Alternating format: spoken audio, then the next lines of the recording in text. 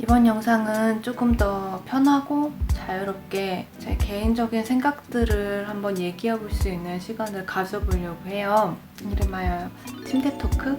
어떠한 일들에 대해서 제가 개인적으로 하고 싶은 얘기가 있거나 뭐 그런 감정이 들 때 그냥 좀 편하게 얘기해 보려고 카메라가 아닌 핸드폰 어플을 켰습니다.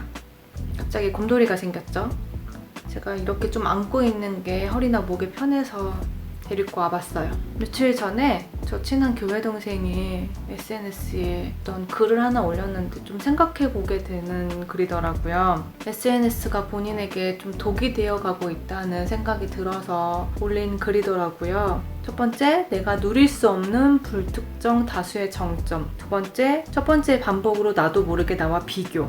어째서인지 처참한 감정이 생김. 세 번째, 첫 번째를 모방하고자 하는 이상한 욕구. 네 번째, 불가능함을 깨닫고 스스로에게 분노. 다섯 번째, 나를 부러워하는 일을 발견하면 은근 기쁘거나 더 잘난 사람이 많다는 실제적 사실 사이에서 줄타기. 아이고, 말도 참 어렵게 했네. 그리고 질문을 남겼어요. 그래서 인치님들은 자기와 같은 감정을 느껴본 적이 있는지, 본질과 비본질 사이에서 습관적으로 비본질을 택하게 된 순간 혹시 인지하고 계셨나요? 아, 왜 이렇게 말을 어렵게 해? 세 번째, 보이지 않는 것은 존재하지 않는다고 생각하여 모든 순간과 아름다움을 기록하는 건가요? 네 번째, 인스타 혹은 페북에 올리기 위해서 더 자극적인, 더 멋진 사진을 위해 많은 비용을 지불한 적이 있나요? 다섯 번째, SNS가 없었다면 찍지 않았을 사진을 찍곤 하나요? 말을 참 어렵게 하긴 했지만 결국 SNS가 남한테 보여지기 위해서 내가 사용하고 있지는 않냐, 남들의 SNS 사진 속 모습을 보면서 열등감을 느끼거나 그런 적이 있냐, 이런 말이잖아요. 이걸 보면서 옛날 생각을 좀 하게 됐어요. 제가 처음 페북을 시작을 했을 때, 그리고 그 전에 싸이월드를 했을 때, 제가 대학교 시절까지 싸이월드를 하다가 호주에서 이제 싸이월드에서 페북으로 갈아탔거든요. 외국 친구들이 싸이월드를 모르고 다 페북 주소를 물어보더라고요. 그래서 페북으로 갈아타게 됐는데, 싸이월드 때부터 약간 남의 시선을 신경을 쓰기 시작했던 건 맞는 것 같아요. 그때는 일촌평 이런 것들이 내가 얼마나 남들한테 인기가 있냐 없냐를 보여주는 척도가 됐었잖아요. 근데 저는 첫 영상부터 계속 꾸준하게 말해오고 있지만 저는 인기가 없었어요. 인싸가 되고 싶은 아웃사이더 중에 하나였기 때문에 뭐 어떻게도 일촌인도 늘지 않고 페북 친구들도 늘지 않고 그렇게 내 게시물의 조회수가 많았던 적도 없고 그렇더라고요. 이 SNS 안에서의 내 인간관계가 꼭 내 삶의 인간관계를 보여주는 것처럼 이 사이버 공간 안에서 내가 인기가 많으면 실제에서도 인기가 많은 것 같고, 사이버 공간 안에서 인기가 없으면 내 실제도 외로운 삶 같고, 이렇게 느껴지는 때가 있었죠. 그래서 더 많은 관심을 얻으려고 게시물도 올려보고 그런 것도 하잖아요, 관종짓. 아무튼 그렇게 호주에 가서 이제 페이스북을 시작을 하게 됐는데, 그때마다 이제 제가 생각하는 생각들도 적어놓고 그렇게 페북도 이용을 했었죠. 근데 워낙에 상태가 안 좋은 상태로 갔는데 거기서도 힘든 일을 좀 겪다 보니까 그거를 표출할 때가 저는 페북밖에 없는 거예요. 그냥 솔직하게 내 감정을 드러내면 되는데 내 실생활에서는 밝은 척을 하고 집에 오면은 혼자 있는 시간 속에서 우울해지니까 그거를 페북에다 쏟아놓게 되는 거죠. 내가 우울함이 극에 달았을 때 그 감정들을 페북에 이렇게 적어놓기도 했었어요. 되게 부정적인 글들이 되겠죠. 혼자일 것 같다, 죽고 싶다, 내가 사는 이유는 뭘까, 외롭다, 뭐 이런 부정적인 글들. 그게 그쵸, 일종의 관심을 받고 싶어서 하는 행동이긴 한데, 관심을 받고 싶어서 하는 일들이 꼭 관종짓이라고 단정 지을 수 없는 게, 내가 힘들고 나 지금 너무 아프다 도와달라는 표시잖아요. 그걸 저는 그렇게 했었죠. 제가 다음 영상에서 말씀드릴 호주에서의 일들 중에 하나이기도 하지만, 제가 그렇게 페북에 힘들다, 우울하다, 외롭다, 죽고 싶다 라는 글을 올렸을 때 그 당시에 있던 교회 목사님, 뭐 몇 명의 청년들로부터 그런 얘기도 들었어요. 그 글 삭제해라. 너의 부정적인 글들이 다른 사람들에게도 부정적인 감정을 줄 수 있으니까 옳지 않다. 지금 보면은 웃기지도 않는 얘기죠. 제가 뭐 그렇게 영향력이 있는 사람도 아니고 연예인도 아니고 공인도 아니고 누구를 비하하는 글을 쓴 것도 아니고 뭐 나쁜 일을 선동하는 글을 쓴 것도 아니고 그냥 지금 내가 힘들고 우울하고 죽고 싶고 이런 감정을 내 페이스북에 적은 건데 전화가 와서 지워라 마라 한 거죠. 그래서 저는 그때 죄송하다고 사과드리고 자기가 잘못했습니다라고 말씀을 드리고 지웠었어요. 그때는 그랬었어요.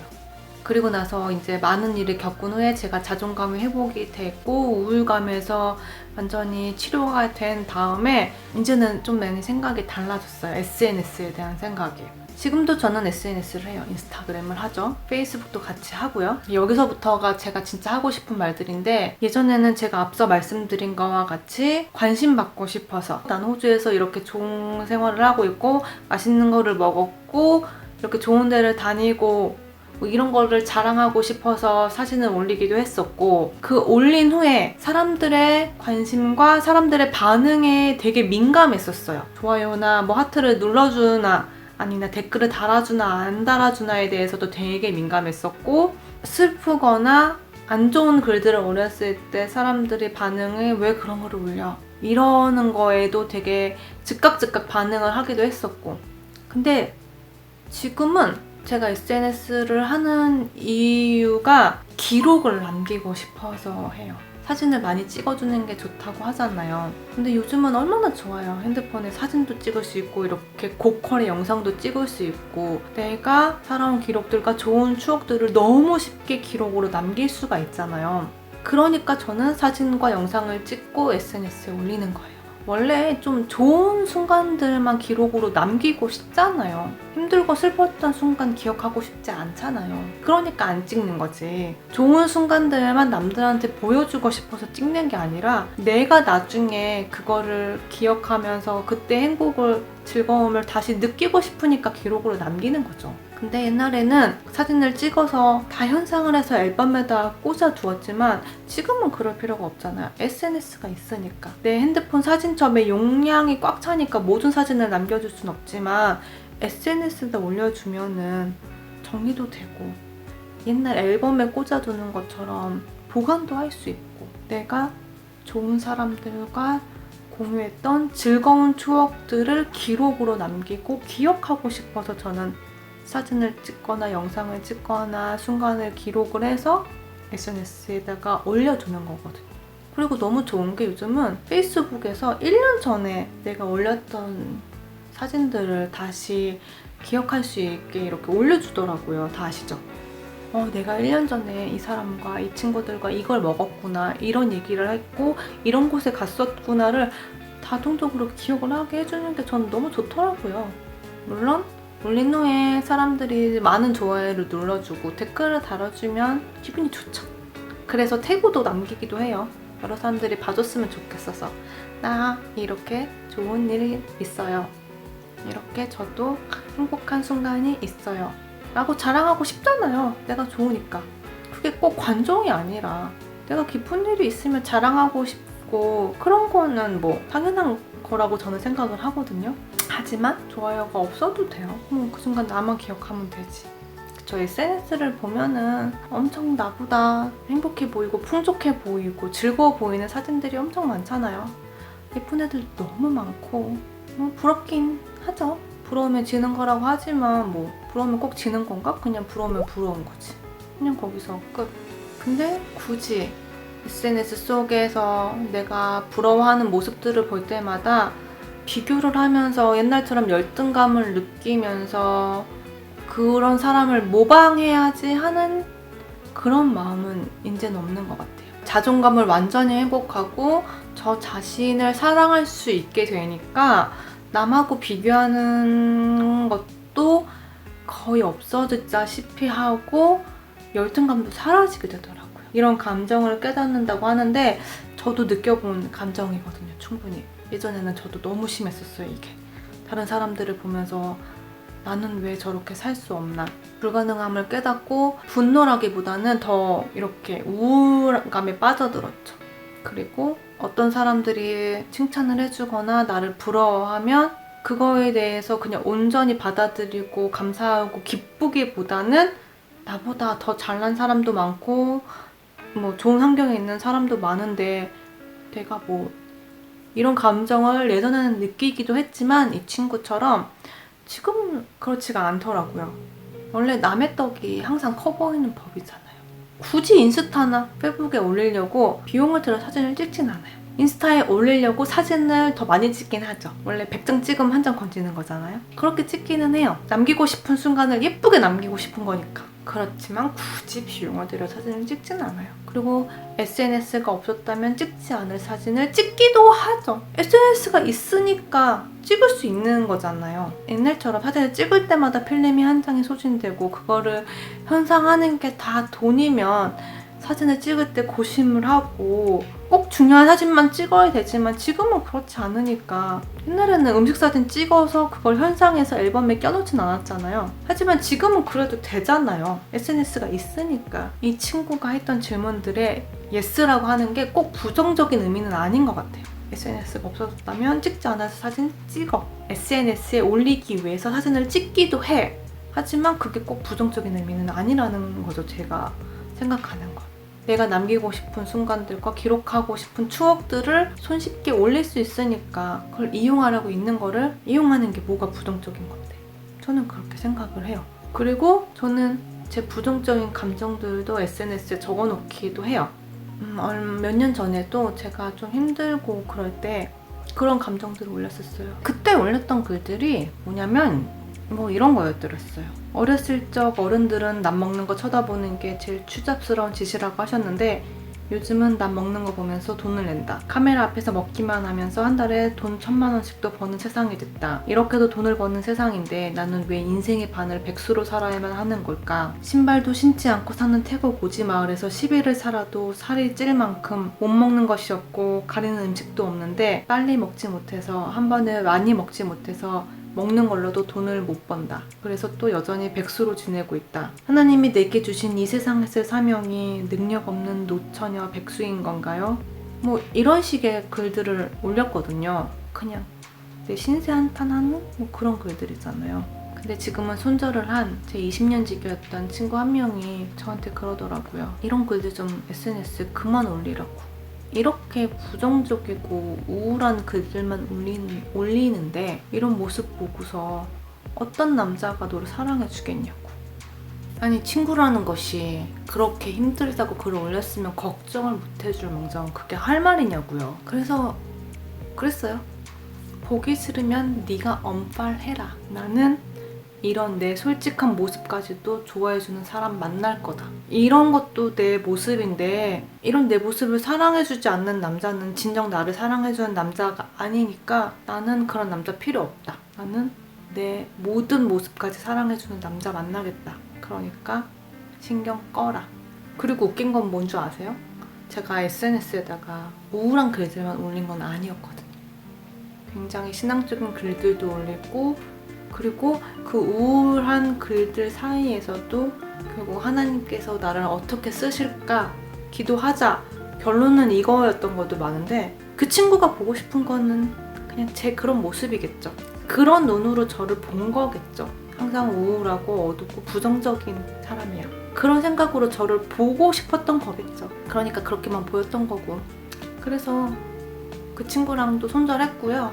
뭐 손절한 이유는 꼭 이것뿐만 아니지만 이게 결정적인 사건이 되기도 했었고 그리고 지금 저는 아시다시피 결혼한 남자친구가 있죠. 저의 모든 면들까지도 다 사랑해주는 제 우울한 시절의 모습도 다 알고 지금도 가끔씩 올라오는 우울한 모습들도 알고 제 부정적인 모습들도 다 알고 그런 모습까지도 사랑해주는 남자를 저는 지금 만났어요. 제 곁에 남을 사람들은 어떻게 해도 제 곁에 남고 저를 사랑해주는 사람들은 제 모든 모습까지도 다 사랑해주고 봐준다는 거. SNS 속에 제 모습이 진짜든 아니든 제가 좋은 것만 올리던 부정적인 것만 올리던 제 곁에 남을 사람들은 다 남고 봐주고 걱정해주고 위로해주고 축하해주고 다 하더라고요. 질투하고 저를 욕하고 하지 않아요. 그런 사람들은 신경 안 쓰고 끊어내도 됩니다. 제가 거의 40년간 살아오면서 경험한 바예요. 지금 제가 부정적인 글들을 안 올리는 건 제가 우울하지 않아서예요. 하지만 다시 제가 우울한 감정에 들거나 뭐 엄청 부정적인 감정에 들면 저는 지금도 제 SNS에 올릴 의향은 있어요. 제가 엄청 영향력이 있는 사람이 돼서 조심을 해야 되는 상황이 생긴다면 그때는 좀 달라지겠지만 지금은 제가 충분히 이 정도는 글을 올릴 수 있다고 생각을 하거든요. 어떤 사람이 정말 소위 말하는 관종짓을 한다고 생각이 되는데 그 관종짓을 보고 내가 기분이 상하면 안 보면 되는 거잖아요. 누가 나한테 꼭 봐 라고 내 눈앞에 이렇게 들이미는 거 아니잖아요. 그 사람도 그런 게시물을 올릴 권리가 있고 나도 또한 그걸 안 볼 권리가 있으니까 안 보면 되는 거죠. 근데 어떤 사람의 관종짓을 봤을 때 그 사람에 대해서 안쓰러운 마음이 들면 그것도 나름 의미가 있다고 생각이 들어요. 내 지인이라면 연락 한번 해서 뭐 위로해주면 되는 거고 연락할 수 없는 그런 관계에 있는 사람들이라면 마음속으로 기도해줄 수도 있는 거고 그러면 된다고 생각을 하거든요. 제가 하고 싶은 말은 결국 그거예요. 그냥 SNS를 남한테 보여주기 위한 수단으로 생각을 하다 보면은 교회 동생과 같은 이런 질문들도 할 수 있게 될 것 같거든요. 근데 그냥 제가 처음에 얘기했듯이 저만의 기록을 남기기 위한 하나의 수단, 루트라고 생각을 해버리면은 이런 생각들도 안 할 수 있게 될 수 있는 것 같고, 그리고 가장 중요한 거는 나 자신의 자존감을 회복하고 나 자신을 사랑할 수 있게 되면 아무 문제가 안 되는 것 같아요. 근데 이게 무너지면 굳이 SNS가 아니더라도 다른 사람과 나를 비교할 수밖에 없게 되거든요. 지나가는 사람들, 내 주변의 사람들, 회사 동료, 뭐 친구들과 하다못해 정말 나보다 잘난 사람들은 세상에 너무 많거든. 내 자존감이 바로 서지 못하면은 모든 사람들과 나를 비교하면서 내가 가지지 못한 걸 가진 사람들한테 열등감을 가지고 그것 때문에 또 내 자존감은 더 무너지고 나한테 화가 나고 우울해지고 이럴 수밖에 없는 거니까. 근데 저는 자존감을 제가 회복할 수 있었던 가장 최선이고 그리고 유일한 방법은 하나님이었어요. 하나님이 나를 사랑하신다는 걸 깨닫게 되면서 세상 사람들이 나를 싫어하거나 좋아하는 거는 문제가 되지 않더라고요. 세상 사람들이 나를 싫어하고 나를 좋아해주지 않아도 하나님이 나를 사랑하신다는 걸 깨닫게 되니까 그것만으로 모든 게 다 해결이 되더라고요. 그러면서 나도 나 자신을 진정 사랑할 수 있게 되고, 그러니까 남들이 나를 보는 시선에도 자유로워질 수가 있게 되고 어떤 일을 함에 있어서도 당당해지게 되고 눈치 안 보고 내가 하고 싶은 일을 하고 싶은 말들을 소신 있게 할 수 있게 되고. 주저리 떠들었지만 제가 결론적으로 하고 싶은 말은 결국 이거였어요. 참 유튜브를 하면서 느끼는 건데 제가 말주변이 진짜 없는 것 같아요. 이렇게 논리적으로 뭔가 얘기하는 걸 못하겠어. 저는 정말 대화형인 것 같아요. 이거를 그 동생하고 저랑 1대1로 대화를 했으면 조금 더 전달이 잘 되고 하고 싶은 말을 할 수 있는데 혼자서 이렇게 떠들면 정리도 잘 안 되고, 그래서 좀 말이 길어지긴 했지만 아무튼 그러니까 너무 신경 쓰지 마시고 본인이 하고 싶은 얘기들을 하세요. 본인이 올리고 싶은 사진들을 올리시고 그거를 보고 싶은 사람들은 봐줄 거고 아닌 사람들은 아닌 거니까. 아무튼 그렇습니다. 오늘은 여기까지고요. 또 솔직하게 하고 싶은 얘기가 있으면 다시 침대 토크로 돌아오겠습니다. 네, 그럼 안녕.